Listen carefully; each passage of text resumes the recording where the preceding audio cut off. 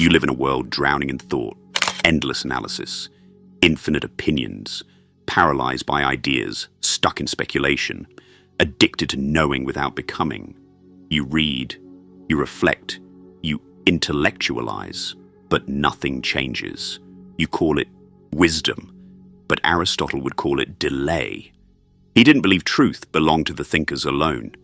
He believed truth had to be lived. It had to be practiced, acted, endured. Because the man who knows what is good but does not do it is not wise. He is a coward in disguise. For Aristotle, philosophy was not about abstraction. It was about action. It was about training the soul through repetition. Not once, not sometimes, but until excellence became character.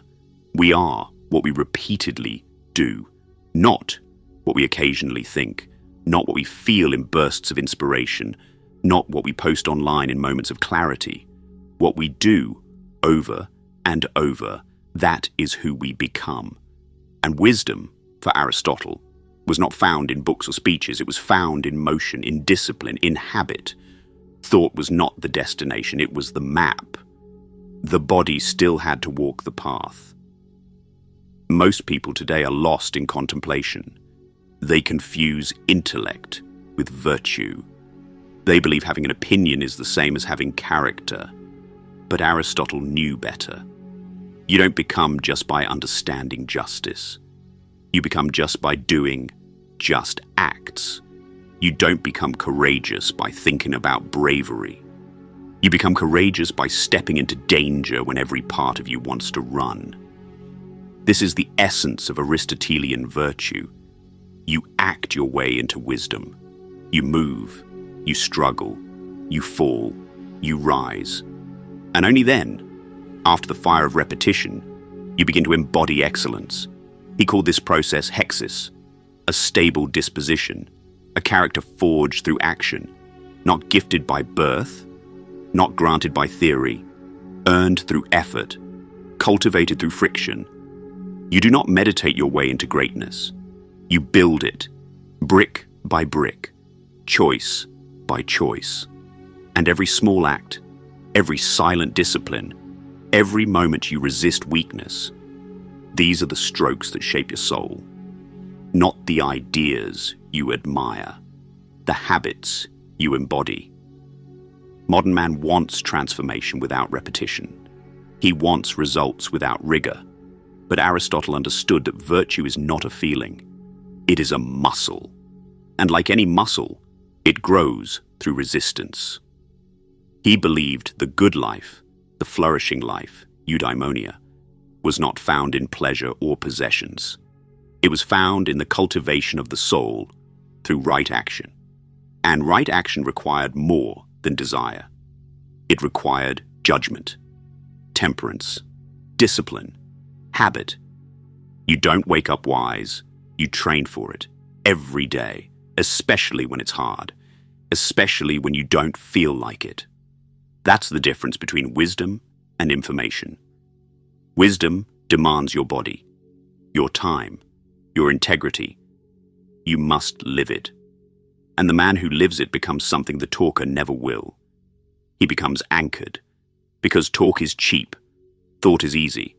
But action that costs something, it costs your comfort, your pride, your false self. It demands sacrifice. And Aristotle believed that only through that sacrifice could a man find peace. Not the peace of avoidance, the peace of harmony. A soul that moves in alignment with truth. A man who acts not just from impulse, but from virtue. You see, the goal wasn't perfection.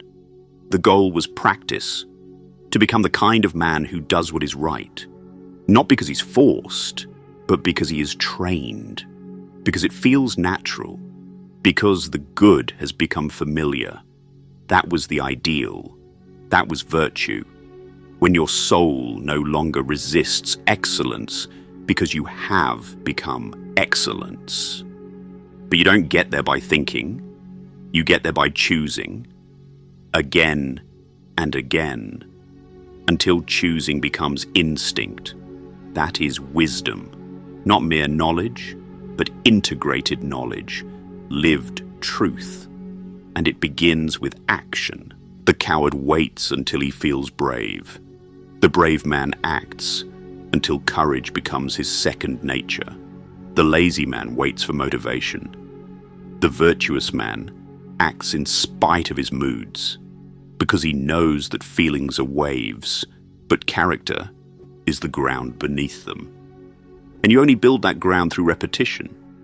Aristotle understood that we are shaped by what we tolerate, what we do in the dark when no one is watching.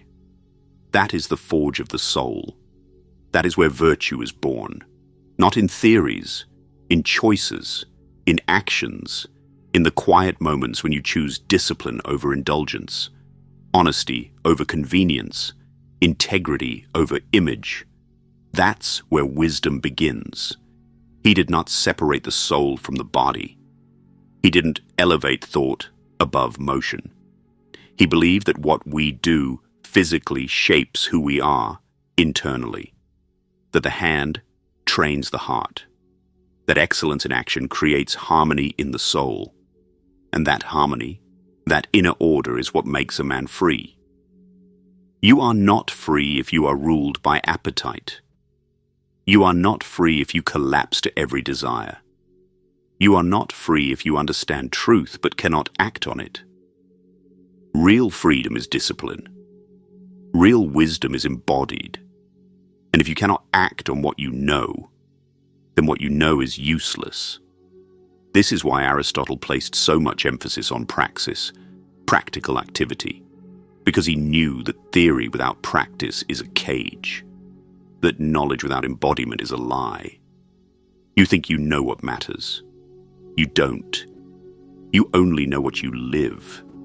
And if your life does not reflect your values, then your values are fantasies, decorations, empty words. So stop looking for the perfect system. Stop waiting for clarity. Stop thinking yourself into paralysis. Act. Move. Begin. That is where virtue takes root.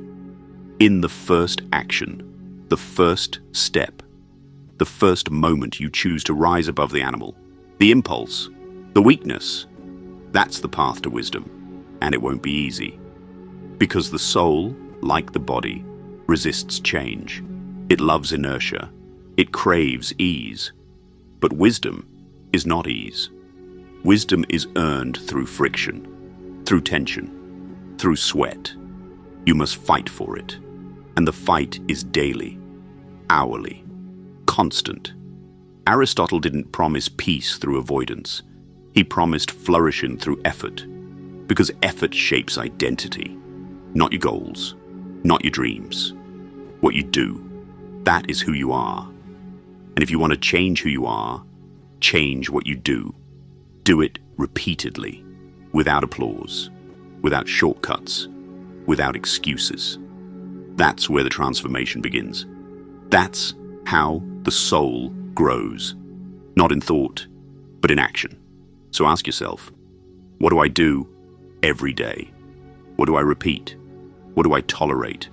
Because that is the script you're writing. That is the man you are becoming. And every time you break a promise to yourself, every time you choose comfort over character, you strengthen the wrong path. But every time you choose discipline, every time you honor your word, you build the foundation of the wise man. Aristotle would tell you this: stop admiring virtue. Start living it. Stop chasing motivation. Start chasing mastery. Don't wait to feel ready. Don't wait to feel like it. Do it anyway. That's where real change lives. That's where power lives. In the act. In the moment you move. Because in the end, wisdom is not found in the mind alone. It is found in the hands, in the breath, in the posture of a man who chooses truth in action. And when you live that way, when you act your way into virtue, you don't just know the good, you become it. That is Aristotle's path. That is real wisdom. Action over thought. not to deny thought, but to fulfill it, to bring it down from the clouds into the bones, into the blood, into the breath, so that who you are is not defined by what you know, but by what you do when it matters most. That is the man the world needs. That is the man you were meant to be.